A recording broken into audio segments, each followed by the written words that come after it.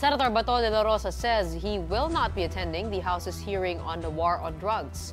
In explaining this decision, de la Rosa says he's only heeding the advice of Senate President Chiz Escudero. Speaking to Radyo 5's Ted Filon and DJ Chacha, de la Rosa explained that Escudero is against the House summoning senators every time they get caught up in certain issues, noting that this goes against interparliamentary courtesy.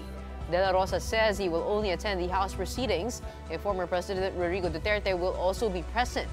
De la Rosa served as chief of the PNP during the height of the Duterte drug war. Senate President Escudero also noted in a statement that Senator Bato told him that he is not inclined to attend the House hearing and that the Senate President supports whatever decision Bato will arrive at. Escudero explains further that inter-chamber courtesy dictates that the House may issue invites to members of the Senate, but it cannot and should not issue compulsory process against a member of a co-equal chamber.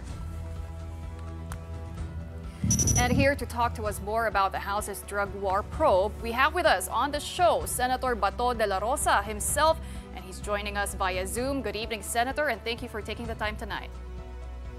Good evening, Gretchen, Sean at Pauline, at sa ating mga viewers, mga followers. Good evening po. Okay, Senator, you said that you are just heeding the advice of Senate President Chiz Escudero to you na you do not have to attend the House's probe dahil dito sa tinatawag na interparliamentary courtesy. Pero Senator, does this apply in this case? Kasi itong interparliamentary courtesy is actually an unwritten rule in Congress, di ba? Where the House cannot meddle with the affairs of the Senate and vice versa. But in this case, you are being invited po by the House to attend this probe. So can you tell us how this interparliamentary courtesy applies here? Yes, interparliamentary courtesy is it has a time-tested tradition. It has been well enshrined in the institution ng Senado at ng lower house, yung pagrerespetuhan ng bawat chamber. So yan po, you cannot compel any member of the other house to be present or to appear during investigations. You may invite him, but he has the option to decline the invitation. So yun po ang ino-observe namin ngayon. At in my case, wala pong problema sa akin. I was inclined to attend, pero ayoko rin magiging president. I don't want to become the president as far as violating the interparliamentary courtesy tradition. So, ayoko ako mauna. Because kung i-violate natin yan at yan ang magiging norm, magiging president na yan, ay kawawa kami sa Senado, no? We are only 24. Kapag merong senador na implicate ang pangalan sa ongoing House investigations, ay pwedeng i-compel nilang mag-attend and wala na mangyari sa aming mga legislative functions. 24 lang kami, mabuti sila sa House, ay 300 plus sila. Marami pa sa kanila magtatrabaho. Kami 24 lang. So that's the problem there. Can we clarify also yung sinabi ninyo, Senator Bato, na pupunta lamang kayo doon sa hearing kung pumunta din si dating Presidente PRRD. Can you explain? So kung pupunta nga ba siya? Would you know? And if he does go, does that mean you will also go or have you changed your mind? Well, I have been in a quandary, no? When it comes to that point na talagang pupunta siya. Hindi ko rin siya pwede pabayaan na pupunta doon na hindi ako makasama because we were together in launching the war on drugs. Siya yung presidente, I was his chief implementer ng war on drugs. So, siguro, magpapaalam ako sa aking Senate President to be there, to join the President kung sakaling pupunta ang ating Pangulo. Okay, have you spoken to the President about this and have you officially declined the invitation of the House? Well, as of now, I cannot officially decline because I have not officially received their invitation. So, Pero paano I ba want- I kayo was gonna ask paano nga that. ba kayo naimbitahan? Oo, may sulat ba? Ganon? Like official business letter? Tatawagan Well, lang ba yung chief of staff ninyo? How does it work? maybe during the hearing doon sa lower house, nabanggit siguro yung change of heart ng chairman na si Congressman Abante, na noon kasi early on during their previous hearing, sinabi ni Congressman Abante, the chairman of Human Rights Committee of the lower house, na hindi daw niya kami imbitahan dahil nga he respect first the president, the former president, at saka ako in observance of the Interparliamentary courtesy, i-inform lang daw niya kami na mayroong kaganaping hearing.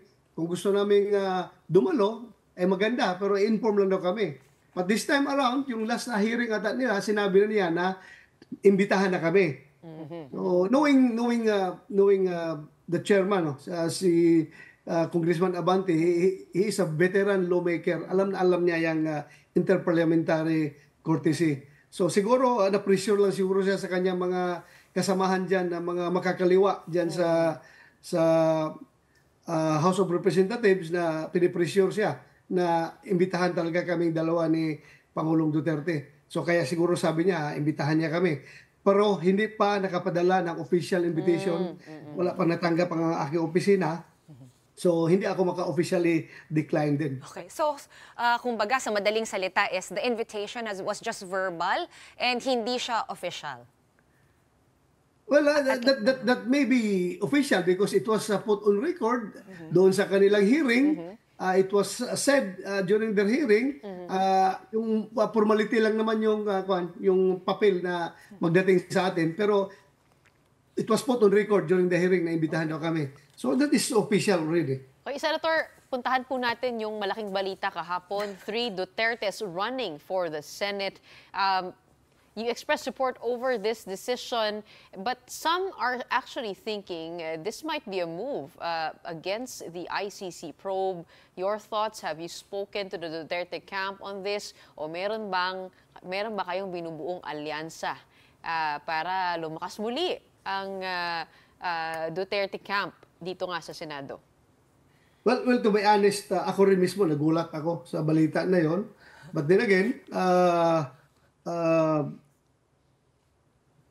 I'm happy for that information. That is a very welcome development kung saan kasi nakikita namin ngayon, no, before that announcement, na dalawa na lang kami ni Senator Bongo na magwe-wage ng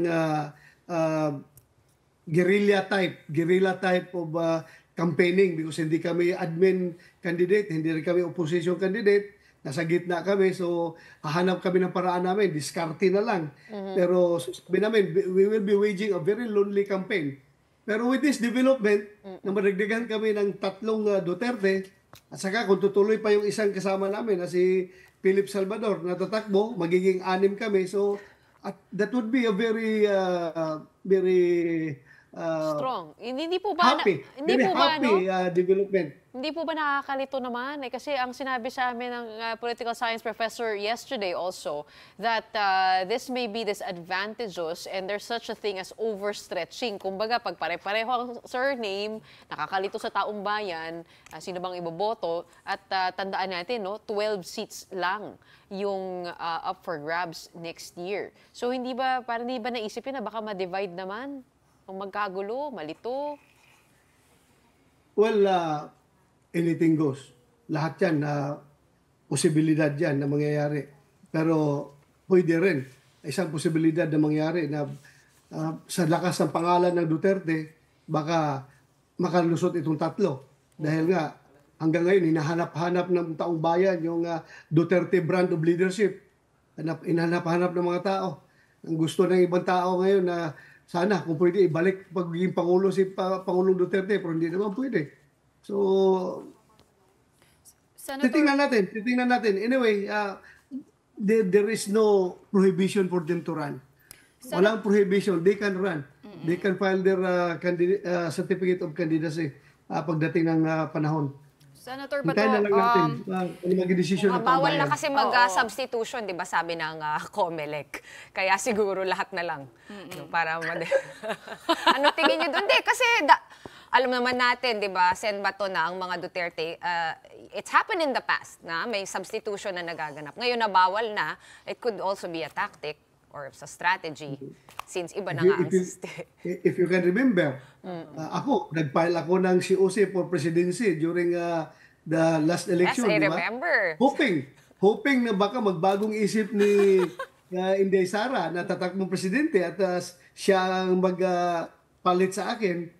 But yun nga, nangyari, Vice President ang tinakbuhan niya. Pero ngayon, wala na yung ganong sistema. Binawal na ng COMELEC. Okay. Senator, sabi ni former presidential spokesperson Harry Roque na si Sara Duterte is the new face or the new leader of the opposition. Just wanted to get your thoughts on that. Do you agree that the Dutertes are the new opposition? And if so, will you join them? Well, I will answer your second question. Wherever they go, I will be there for them. I will be there to support them because malaking utang na loob ko sa kanila. Kung walang Bato de la Rosa, kung walang Digong Duterte, malaking tulong po siya sa aking career, sa pagkapulis ko at sa pagiging senador ko. So, sasama ko sa kanila. But, ang problema ngayon is yung talaga bang sila ba ang face of opposition? Hintayin na lang natin, huwag natin pangunahan dahil wala pa namang official announcement si VP Sara na she will lead the opposition. Wala pa naman siya sinabi. Hintayin na lang natin kung ano magiging development nito later. Mayor Baste Duterte for president in 2028. Sang-ayon ba kayo? As I've said, wala namang prohibition yan. Hindi, pero kayo po mismo. Kayo po, ano pong tingin nyo doon? Kilala nyo po sila, yung pamilya nila eh. He is qualified. He is qualified. He is a very good mayor. He's a very good mayor in Davao City. And he is qualified. Nasa kuha niya siya. Nasa genes niya yung Duterte brand of leadership. O nga, ito na lang, Senator, no? Pasensya na, kailangan ko lang itanong. I think you might have some more insight on this. Like you said nga, you go where the Dutertes go. It proves your loyalty. What about Senator Bongo? Recently kasi, medyo na patutsadahan siya ni Mayor Baste sa kanyang Facebook page. Meron po bang alitan doon? Would you know if your co-Senator Bongo will also stay with the Dutertes no matter where they go? Yeah, I hope that internal matter can be resolved immediately. We can fix that and I hope we can sort things out para hindi kami magkawatak-watak. Solid pa rin kami. So, sana mapag-usapan yan. Hopefully, ASAP mapag-usapan yung sitwasyon yan. And I hope, and I am sure Senator Bongo is doing his thing para mag-usap sila. Okay, Senator, how are things at the Senate now? We do know na nagkapalitan nga sa leadership. How is your relationship with the former Speaker after, or former Senate President rather, after the ouster, quote-unquote? Nakapag-usap ba kayo? Well, nag-usap kami nung last day of the, yung right after the change of leadership. And alam na, medyo masama pa yung loob niya dahil nga sa nangyari, naintindihan ko rin. So, I hope we can move on from that. Ito, last na talaga. Last na talagang tanong, Sen. 2019 pa po kayo nakaupo, so that means you are up for re-election next year. Tuloy pa rin po ba? Have you decided? Are you sure that you're going to run for the midterms? Sure na yan. Tatakbo ako, andito na ako eh. I will try. Magpaparelect tayo, baka susurtein tayo. Ako hindi naman surtein, then pasensya. Let the people decide kung gusto pa nila tayong magsiservisyo. Pero Senator, yung move ng mga Dutertes to run, tatlo po sila, nagulat po kayo doon? Nagulat Oo, ako. ibig sabihin kasi yung iba iniisip na baka ito yung effort ng House of Duterte to solidify yung mga alyansa niya kasi parang kung binibilang namin yung mga kaalyado, aabot sa 12. Walang ganong usapan. Ganyan very fluid ang sitwasyon dyan Alam mo na yung, yung sa amin sa Senado, no? We are 24 independent republics. So pagdating dyan sa kung anong block ka pupunta, yung iba dyan, naghihintay lang yan Kung sana mas marami, sasama yan doon. So ganun lang yan. That's politics in the Senate. Ganon din kayo, Senator. Ha? Ganon din ba kayo? Ganun talaga. Ganun nangyari sa akin. Dahil bago nag-change of leadership, I was working hard for Migs na sana hindi siya mapalitan. Yun nga lang, nangyari is yung aking dalawang kasama sa PDP, si Senator Tolentino at sa Senator Bungo ay lumipat doon sa kabila. At meron kaming usapan na majority rules. Kung sino kung may dalawa na papunta doon sa isa, yung isa na hindi pupunta, obligadong sumama. So yan yung aming agreement within the party. So ang nangyari nga, pumunta sila doon sa kabila. So at kinausap ako after the battle has been won.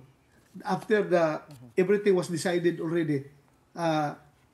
Pinuntahan ako ni Senator Chiz at saka ni Senator Alan Cayetano na sinabihan ako na, Bato, we already have 14 votes. We only need 13 votes to grab the power.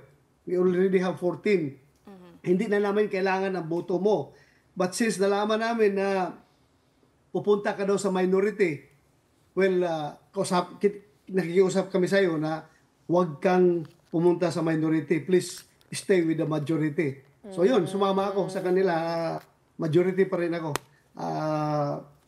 Pero tapos na. Decided na yung leadership noon. Dahil tapos na. 14 votes na sila Pang 50 na lang ako.